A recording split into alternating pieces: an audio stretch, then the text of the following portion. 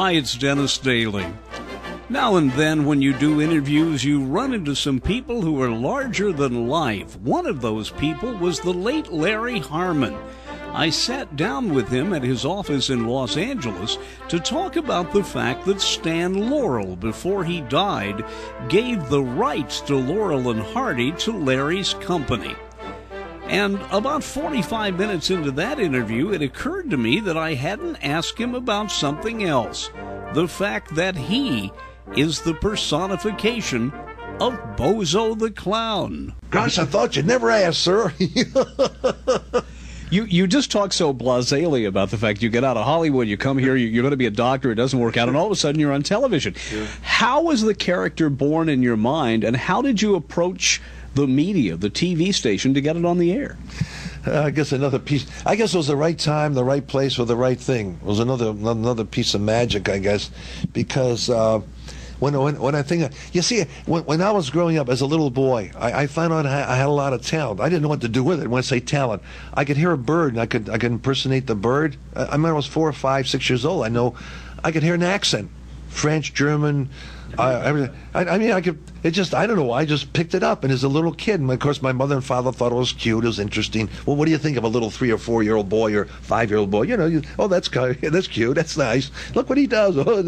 But as I was getting older, 5 years old, 6 years old, 7 years old, as I was getting older, I realized that I was able to do these things, and people didn't laugh at me. They're laughing with me. They enjoyed what I was doing. So I became aware that I could do things, whatever they were. But what does any one of us that can do anything in their life, if they find out it early enough, what do they do with it? And that was the beginning thought in my head. Medicine never left, though I loved the entertainment factor, and later became a musician, had a big band, and et cetera, et cetera, et cetera. And I was a drum major of the high school band, and became the drum major of a mounted cavalry band, and cavalry, isn't that something, in the Army? But that was all wonderful. But that was the icing on the cake was to become the doctor I wanted to be. However, as these years were going on, and I was growing up, I mean, what do I do with my music? What do I do with the voices? What do I do with impersonation? What do I do with the comedy? I don't know. Maybe nothing. Maybe like a lot of us who go through life can do a lot of things, nothing ever happens. So, however, skipping over a lot of the years, doing what I did, here I am, 11. I wasn't 12 years old yet. I was somewhere between 10 and 11, as I remember. I was a fine musician, and of course my ambition, I think I'll get a big band. Well, that's another dream. Okay, I'll get a big band. Get a big band of what? Another 10-year-old kids, if you're lucky. So I figured in my head, big band. What is big? And that was those are big bands. That's Benny Goodman. That was Tommy Dorsey. That was all those big band days in the 30s, early, middle, late 30s, early 40s. But this is in the 30s. So I'm thinking to myself, how could I possibly do that? Well, I took all the money that I saved, and I was selling newspapers for a couple pennies on the corner. I remember delivering eggs for $1 a week, but I saved all my money, and I went down. I remember Lion Healy. I don't remember that name or not. Lion Healy had the biggest music stores in the United States, coast to coast. And I bought a lot of sheet music of Tommy Dorsey and whatnot. And then I had some stands made with my name, Larry Harmon, on the front, and I played drums, so I had my picture made on the drum on the front. This is fine. Now what do I do with that? We got to go look at it, right? So there was a hospital near me in Cleveland, not too far from me. I thought, I have a great idea. Now, imagine I'm 10 years old, maybe not quite 11. I said, from what I know, there are a lot of interns in the 30s, not long after the Depression, things weren't too great. And I thought, I know a lot of doctors were fine musicians, but they're being doctors. So I went to the Huron Road Hospital, wrote out a piece of paper, put it on the bulletin board. I says, if you need money, you want to make money, call me at such and such a number. If you're a fine musician, I got a place for you. I didn't tell my mother or father, by the way, and the phone started ringing. My mother couldn't understand what these doctors are calling. So I finally had to tell her. I says, Mom, she says, what are these doctors? What did you do? And I told her what I did. I put this piece of paper up. She says, you can't do that. She says, you're 10 years old. I said, why can't I do that? Who's going to stop me? I said, who's going to stop me, Mom? She said, you can't put a piece. I said, well, what are you going to do with them? Well, I says, there's a place on Euclid Avenue here, a big a hall that I'm going to rent, and I'm going to have auditions, and I'm going to bring these people down. Shh, how can you come out as a young little kid like 10 years old? You can't do that. You're not even 11 yet. Is there a movie in here somewhere? Boy, I hope so. So anyway, to cut it short, the point was I did have the auditions. I did find the musicians. I picked 22 of these fine musicians, and of course, before it started, I came out. I had all the band. I had the stand set up. I had my drum set up. I had all this nice music, and all these. I got 40, maybe 30 or 40 people showed up auditions, and I got right away. As you probably wonder who Larry Harmon is. I said, well, I'm Larry Harmon. I says, I'm only 10 years old, and don't leave. If you don't want to make any money, it's okay, leave. If you want to make money, I've got more appearances than we know what I handle, and that's why I'm developing the band. I didn't have any appearances. But in Cleveland, there's Western Reserve University, there's Case University, there's Baldwin Wallace University. There's a lot of universities. So in my head, I figured maybe I can call them up and get work, but they didn't know that. So anyway, I got the band, I started the thing, I got the 22 musicians, and it was great, terrific. I mean, great band. Now I got the band, now I called all the universities up. I said, you're talking about the best bands, Tommy Dorsey and Wendell. I says, but this band is better than anybody, and we're here, and we're booked. We are solid, but we're going to have auditions. If you want to come, you can hear it, because maybe we might just have one night open for you people. Of course, they all came from fraternities, sororities. I booked up the whole season, and that was the beginning. And in between, I was doing these comedic things during the intermissions. That's when the key started. I says, what can I do if maybe beside being a musician, or maybe I'll just be a musician? No, beside being a doctor. Well, I was confused with my life, I must tell you. It didn't count on the Second War happening. Meanwhile, here I'm now 18 years old. The band's doing great. Everything is terrific. I got all this talent, and I was doing some things around Cleveland at a playhouse and on radio, and then into the Army. So now what? Well, after I got out of the Army, I went to the University of Southern California. That was great. And I got to take a little sidebar for a minute, because that was the beginning of why did I do what I did? Why did I not become a doctor? And why did I end up today having the good luck of meeting you and talking to all our nice people listening to us out there on your fine radio show? It happened because I was lucky enough. Now, I must tell you, when I was that little boy, I talked about watching Laurel and Hardy. By the way, do you know what was the first talking motion picture in motion picture history? The first talking motion picture, the name of the picture? Everybody everyone will say the Jazz Singer. That's correct. And all you out there that were listening, you're right. It's the Jazz Singer. Do you know what year the picture was out? It was early because Warner did sound first, didn't he? That's right. It was Al Jolson. 27. You're correct. And you answered the other one. I was going to ask you who was the star, and you're right. It was Al Jolson. And MGM went to sound last. That is correct. So all you out there listening, if you guessed the same as my good friend here, you're right. 1927, Al Jolson, the Jazz Singer. So my father took me to see it, and I was maybe, I don't know, I was 2 or 3 years old, then I guess, 3 years old, I guess. I was so impressed with Al Jolson. Well, I mean, I'm sure you or everybody listening out there, you must have somebody, a famous baseball star, football star, singing star, somebody. But, you know, having this, whatever I was at 3 or 4 years old, this love for entertainment in my soul, I saw this personality, Al Jolson, up there. Oh, wow. That was like... and from that day on, by the way, he became my star. He was a focal point in my life. And when I saw him up there, and of course the first talking picture saying, "Lamb up on my knees, honey boy." Wow. And I listened to him. I got every record he ever made. I saw every picture he ever made. And as I grew up, he was like a Stan Laurel. Al Jolson, Jolie, wow. And when you're singing "Hey, rockabye, baby," the Dixie melody, he was a showman's showman, really. And Dreamsville, big star. And I sort of focused myself, if there was anything within me, it was going to be an entertainer like Jolson. Well, skipping over a lot of the story, in the Army, once in a while I got a chance to do special service. So I did a special service show when, I don't know, I was 18 and a half, or just before I was 19 or whatever it was. Who is on the show for the USO? Al Jolson. Forget it, just to be in the same city with him, same locale with him, same stage. Well, that was a dream of mine, just being around him. So anyway, the show was over. I did a great job. You know, the guy laughed, all these thousands of GIs, and they laughed, and I did a great job and whatever. But Jolson killed him. I mean, he obliterated him. Whatever anybody could do, he blew him away. So afterwards, I'm thinking I'm not going to get a chance to meet Jolson, really. So he was talking to all these people around him, and I went over, I waited my turn, and I started to stutter a little bit. I says, and I don't stutter, but I said, Mr. Jolson, I said, I have to tell you, I said, and I told him the thing. I grew up with you. I saw the jazz singer. I was 3 years old. Now I'm 18. And I told him I was so excited. I was stuttering over all the story of my life with him, and he said, listen. He said, I remember making that picture of the jazz singer. He said, seems like yesterday, it was a long time ago. And he said, I saw what you did out there tonight. He said, you're good. He said, you are a fine comedian. You're really good out there. He said, what do you want to do when you grow up? No, he said, what do you want to do later? I says, grow up, number one, and number two, before number one, get out of the army in one piece. Well, he says, after that, what do you want to do? I said, I want to be a doctor. Well, he said, I'd think about that if I were you. You got a lot to do out there. I'd think about it. Anyway, so it was, and I was thrilled, and I left, and that was the end. A year later, the second only time in the course of my career in the Army, I did another special service show, and I was lucky enough he was on that special service show. The second time, I said, I get this lucky twice in my life. Now, I'm sure he's not going to remember me more than a hole in a wall. I'm just another GI out there, so what? So meanwhile, the show was over, and I did another fine job, and he again killed everybody like he usually did. And I was thinking, I'm going to go over and talk to him. And before I could, I see he's walking away. He was walking in my direction, but away. But he came over and he stopped. You know, that fractured me, because I'm looking at him now, and he said, you think I forgot you? But he said, I didn't forget you. I said, Mr. Jolson, listen, anybody that can meet me twice, you call me Jolie. So I said, okay, Jolie. I said, this is the second thrill of my life. I can only tell you it'll stay with me the rest of my life. He said, listen, you're better this time than you were the last time, but I want to ask you, you still want to be a doctor?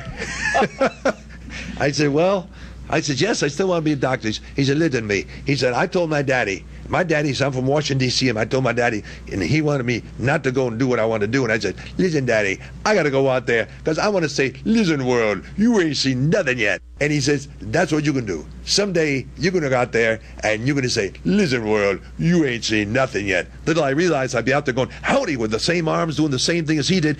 This is your pal Bozo. Meanwhile, he gave me the key to my success, and your question is a long way around to answer, but it's interesting, I guess. He said, listen, I think you ought to give the thought twice someday if you have to. Better that you should be a doctor of laughter than a doctor of medicine. When I had to make a decision in 1949, do I become a doctor or do I do what? And television was just in the beginning of its form in life for us. And at that time, I was lucky enough. I'd worked with Clark Gable in a picture. I worked with Spencer Tracy. I worked with Fred Astaire in a couple pictures. I worked with Errol Flynn. You name it. I went Lionel Turner. I was lucky enough to work with Lionel Barrymore. I worked with all these people. And it was like magic time to me. And of course, I'm asking each of these people. I was working with Cary Grant, who later became a good friend of mine.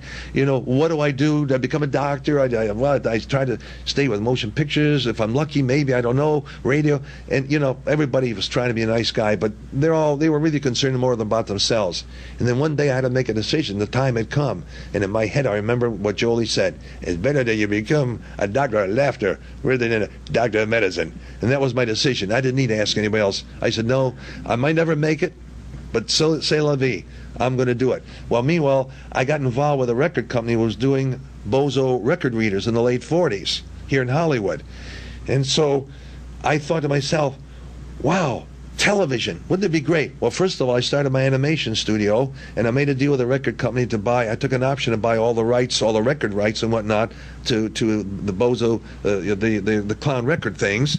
And hey, let me define that. Sure. BOZO was a pre-existing on records concept, only as audio. On audio on records, there were record readers. Isn't it funny? I'm just another side. I got 8 million sidebars. You know that? Yeah. I'm just sidebar today with electronics. You know, today we have the electronic world where you have books and audio and sound. Think about 1946, 47, 48, 49, when they were doing before I started, and then later I was involved with a record company, that they were doing an old 78 RPM, those old 78s, and a big book with color pictures in it, and stories in it, and here we were doing think about it, almost, well, 1946, that's 50 years ago. 50 years later, we're doing almost the same thing, but electronically, we do it so perfectively and in such a perfect way today. My big thrill as a child was a record that came out when I was 2 years old called Chug Chug in Lollipop Town. And it had the old Sonavox where the guy talks and it turns the voice out of phase.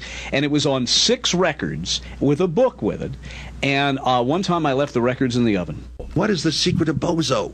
What is that secret? How can he be 50 years old, 10 years? That's 5 decades already, and bigger and better today than ever before. You just said it.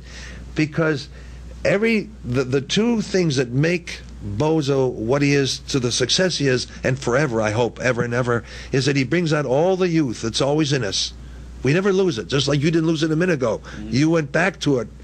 And Bozo has the youth, that childlike ways that all of us have, but he has the wonderful wisdom of the adult. And it's the marriage of those 2 that has been able to bring Bozo through 5 decades and now into the future. But I did the cartoons in the early 50s. I had this big animation studio, which I was lucky enough to start. By the way, you know what it is to borrow $1 million? No. Well, I didn't have I came out to California with $10 in a suitcase. Period. So how do I ever get $1 million? Though I was working hard and doing whatever I was doing, but you're talking a lot. You know what 1948, 49, 50, 52, 53, $10 million was? Multiplied 10, 20, 30 times. So, but I was able to convince some people back east on Wall Street of me, my talent, what I could do, and animation, and that was limited animation I wanted to do. Now, you know, that never existed. Television first started. You remember 48, 49, 50, 51, it was the beginning of the whole thing. And I saw animation, I said, wow. Now, you couldn't afford to spend $100,000 a cartoon, which I did with all the Looney Tunes and Warners and MGM and all the rest of them. So how could you make a cartoon for $6,500 or $8,000 or $9,000? And in my head was limited animation. That's how I convinced these people with Bozo, which option I had now from the record company. That was the birth of my thought. And, of course, was my voice now, and I was doing my character and whatnot, you know, as Bozo. And I convinced them I could do these limited animated cartoons for $6,500. And he said, I said, I'll show you how I can do it. I said, first of all, I said, instead of you doing 300 or 400 frames, individual frames of a leaf falling from a tree to the ground, which is what all the animation people did, including Disney, I said, I'll make it limited. I said, I'll cut to the leaf. I'll do 4, 5, 6 frames of the leaf falling. I'll cut to Bozo as an example. You'll hear Bozo go, "Wowee! Look at that leaf falling." I'll cut to just the mouth moving, which limits the number of frames I have. Then I'll go to a close up of the eyes, so I'll save the mouth now, and he'll blink it 2 or 3 times. And, yeah, here it comes. You know, blinking here it comes now. And then I'll cut to the leaf with 3 or 4 shots. Blink, blink, blink, blink as it falls on the ground. Limited animation. Well, they were convinced. They lent me the money. I started the studio. In fact, though, I had met Walt Disney then, and we became friends. And he wasn't doing much with his animation studio then in the early 50s, because that wasn't the time. And he quote, lent me many of his people in his studio, and because he certainly wasn't using them. And then I built up a studio about 400 people, and we started making, and as I told you before, I made a lot of the Mr. Magoo's and a lot of the Dick Tracys and Popeyes and whatnot, and of course Bozo. And then came the thought, the light bulb went on. Why not translate from what I did on The Voice, or what records were even before me, and then to my animation? How about live action, beginning of television? Why not a live Bozo personality? Me, that's me. Howdy, this is your pal Bozo. Why? Just televisions are first starting. All the stations are just starting. They need. Now I give up being a doctor, and I wonder what I'm doing now. So I figured, well, this could be my. You remember Walter Mitty? Yes. Didn't Thurber write that? Thurber, yeah, and Danny Kaye did a movie. Danny with Sam Goldwyn, right? So, and of course, Walter Mitty, he dreamt of all these fantastic things. He was the greatest pilot in the war. He was the greatest doctor in the world. He was a heavyweight world champion. But he woke up in the morning, a little thin guy. He was a milkman, period. But I wanted to make my world of Walter Mitty real. And I said, wow, what if I could get this show live on television? Because I got the cartoons going now. I started that and got onto television. And what if I get this on live? And then what if I do it all over the world. This is Walter Mitty, but I want to make it real, not Walter Mitty in the morning. I said, wouldn't it be great if we had Bozo in England? I say, Trump, this is your pal Bozo the Clown right here for you. Same laugh, voice, character, English. And what if I say, take your old friend Bozo the Clown right here in Dublin Island for you now. What man, right here in Scotland I got you for you. And friends, je te voudrais say that Bozo the Clown, je te dis de français. Oh, what a customer, hi Bozo, Bozo son. Japanese. I pictured all these things in my mind. And so I went to the first station here in Los Angeles, and I told him in about a minute and a half what the show was. He said, what's the show? Nobody knew much about television anyway, so I could bluff my way through anything. I said, Bozo comes out and got all the audience, suddenly comes out, he says, howdy, this show for bells. We got the Word of Students, Ding Dong Danny Show, the whole Ding Dong world. We got all those kids out there, we got a special, we come out there, we got a commercial, and ES-T-L-E-S, that's it's the very best cabbage chocolate. He says, I don't even know what you're talking about. He says, sounds great, I'll buy it. And the secret of marrying the live-action Bozo to the animation, the cartoons, which I was going to do with live characters, and I said, no, I'll use the animated cartoons as the bridge. There was no such thing as franchising. You know, you were back to the early 50s, you didn't have Burger King, McDonald's, Amco, and that didn't exist.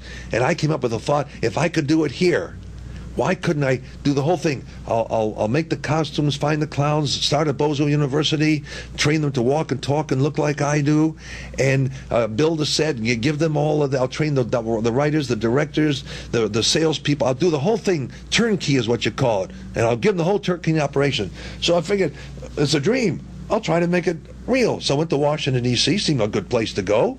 Went to NBC, met the general manager, and I told the whole story that I told the general manager in California at the Paramount station then. And he looked at me and said the same thing. He says, sounds great. When do you want to start? I said, well, I'm already working. He said, what do you mean working? I'm already doing the show in California. He said, what are you doing here? I says, I can do the same show here. He says, no. He says, you sound great, and I don't know what you're doing, but it says, if you can do that on television, maybe they'll like you. I don't know. I says, they'll love it. Right at that time, this big chap walked by the door. Big man. Big. I'm big, but this man was big. He walks by, he says, who's that? He's not, just an announcer here. National Broadcasting Company, Washington, D.C. That's all he does. I no. I could see his face. Bring him in. He said, well, okay. He brings him in. I looked up, and he was so tall. I remember that day. I said to him, take me to your ladder. Meet your leader later. And he says, this is Willard Scott. Willard Scott, this is Larry Harmon. And I said, I'm telling you that I look at his face, I can tell he's got the same thing I've got with a warmth and a smile and the attitude.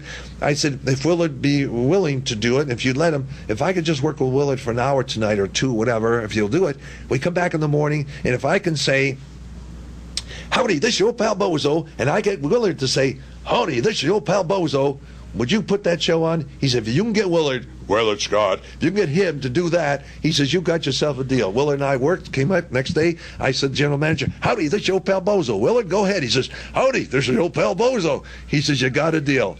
That was the first television show, the beginning of Willard Scott, and he became one of my first Bozos, if not the first Bozo. And then my dream came true. From there, Pittsburgh, Miami, New York, and then the world, Paris, Rome, and I brought Bozo to the whole world. Larry, let me get into a question kind of backward here. Okay. You talk about it being a child of the 30s and being in the Second World War. Yeah. You don't look it. It's always amazed me that people who laugh not only stay younger, but the other thing is, you say everybody kind of has a character. I'm not going to do it here, but I invented an old man character who's, I think, a little different than most old men characters, but it's loud. It's animated. You have to use your arms. It's when Bill Scott used to do Bullwinkle. He'd have to take his glass. Hi there! You know, because he had to move his entire head. Wait, leave your glasses off and do the old man for me. Come on, I got to hear this. All right, I'll tell you a story. Listen, I'll interview you now. Okay, go ahead. Here, have the microphone. I was back in the 70s in radio in Indiana, and the commercial manager comes to me and he said, we want you to do some commercial spots for a new discount store called Big J's. It was a precursor to Kmart and everything else. Said, we want you to do Jonathan Winter's Maudie Frickert voice. Well, she had kind of a whiny voice, you know. And back then, I just didn't want to do anything feminine for some stupid reason, even though how can you call Maudie Frickert feminine? So I asked my dad, I said, whom do we know, an older man who's got a funny voice? He said, how about your grandmother's brother, Paul? Yeah. Well, he had been a minister, and I vaguely remember that my Paul had this, didn't believe in PA system, but as he got older, he kind of had phlegm, you know. So I started doing this character, and he would start with this big cough, and I didn't have a name, and finally a friend of mine named Bob Whitmore, who ended up being a producer at Warner Brothers, and I've lost track of him on the phone. I hang up, and I went, Bob Whitmore. So I said, Bob Whitmore here, and ever since it kind of stuck. But the point I'm making is, if whether it's that, or you as Bozo, or Mel Blanc when he was alive doing Yosemite Sam, or Bill Scott, you have to be unafraid to make a fool out of yourself in a way. You have to leave yourself to do that. And I think that there are so many people who are just so closed up, and they're looking around like, you know, is somebody going to look at me? I'll do that. I'll land in an airplane. I'll go, we're down! And everybody's, you know, throw this man off the plane. But the point I'm making is, I hope you'll agree with me here, that if you can come outside yourself, and I'm asking this because I want some advice for young people who find themselves into dance, or my God, it's a 9-year-old boy who wants to do ballet and he's afraid what everybody's going to say about him, you know. But no matter what it is you want to do, if you find yourself theatrical or charged inside with something, you have to let that come out or it doesn't work.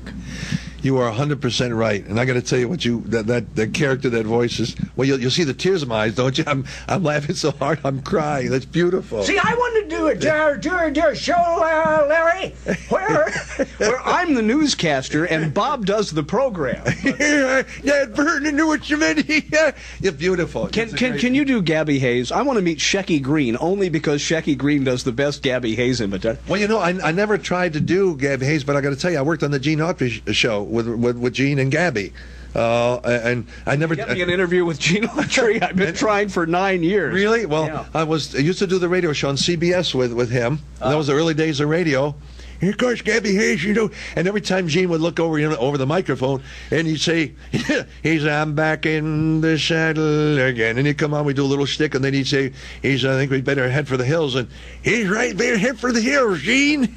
And I never tried to do him, but great character, great character. But I must say, let's go back to what you're saying. Yes, go ahead. Because for young people, not for young people, for anybody, if you feel you have any kind of talent, God knows we need more of it in this world, talent and laughter, the more the better.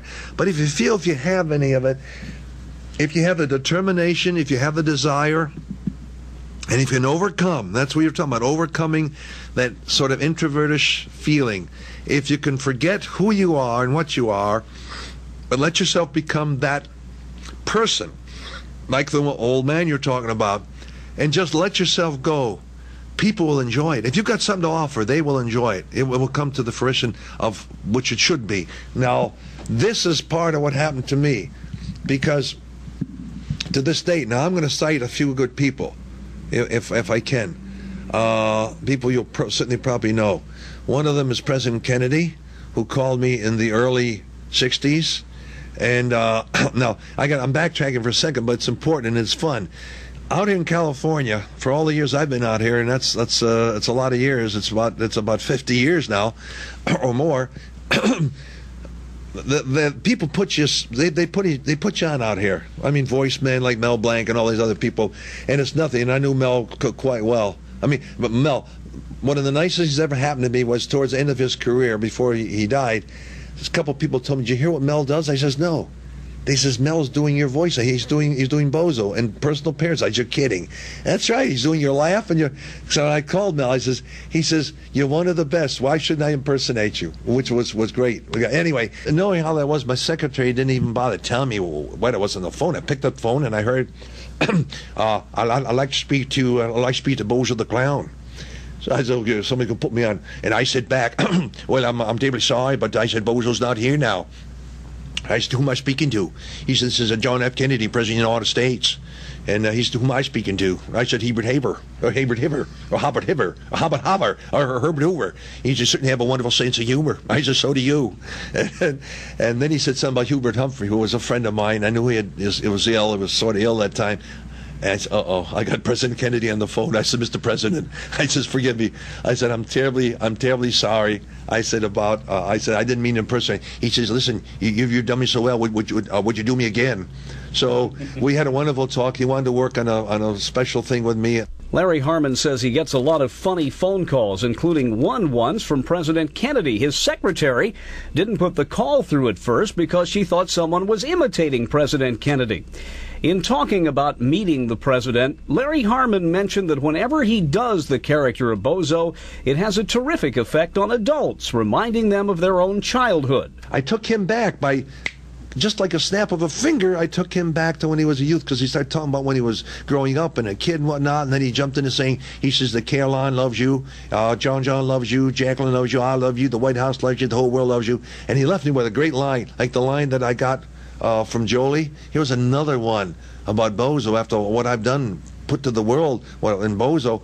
He said, I'd like to change my inauguration speech a little bit, just apply to Bozo that, let us not ask what we can do for Bozo, but let us ask what Bozo can do for us.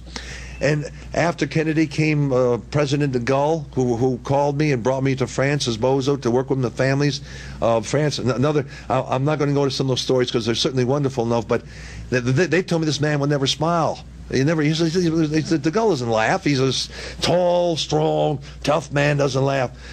But I know, and he wouldn't let me come dressed as a civilian. No. He said, Monsieur Bozo. He said, first I want to see you as the famous clown. He says, the clown. So I had on as much as I tried, okay. So I was standing with Bozo, and he came to the door, and he's standing, filling the whole doorway up. And he said, Monsieur Bozo. I said, Monsieur President. He says, oui, Monsieur Bozo. I said, Monsieur President. He said, Monsieur Bozo. I said, Your Highness. And he started, and the same thing. We sat down and talked, and I got to tell you, he started telling me about his youth. It's the same thing you did with the record thing. He started telling me about I said, I know Bozo reaches out and touches. That's what he had. He brings out the youth in all of us. And I'm sure all these people listening to us, somewhere in what we're talking about or something I say or you said, I'll bet they thought back to when they were little kids or little girls growing up or something. And then you want to go to the opposite end of the spectrum. Chiang Kai-shek brought me to China as Bozo to work with him with the children and the families of China. And I'm telling you, when I sat down with he and his number one man, which was General Lee, and we sat down, and the first thing he said to me, de Gaulle said it too, and so did President Kennedy. He all sitting this in China now. He Chiang Kai-shek, he said, first thing you do, please, you laugh like a Bozo. And I look, I said, well, okay. And this big smile came across his face. And he did the same thing. He started telling me about when he was growing up and what happened, his family. So I'm talking about Chiang Kai-shek, President de Gaulle, President Kennedy, whoever you are, here's this wonderful youth of Bozo. Mm-hmm. But to the youth out there and the people listening, youth or otherwise, if you have something to say and it's good and you've got something to offer, whether it's in your living room or in your city or in the radio station or television station in your local place or national, I don't care where.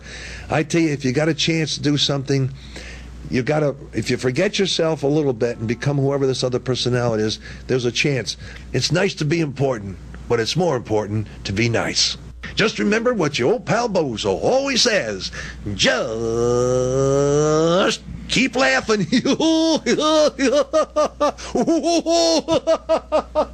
Larry, thanks. By the way, Larry Harmon called his wife Bozette, after Bozo, of course. I'm Dennis Daly.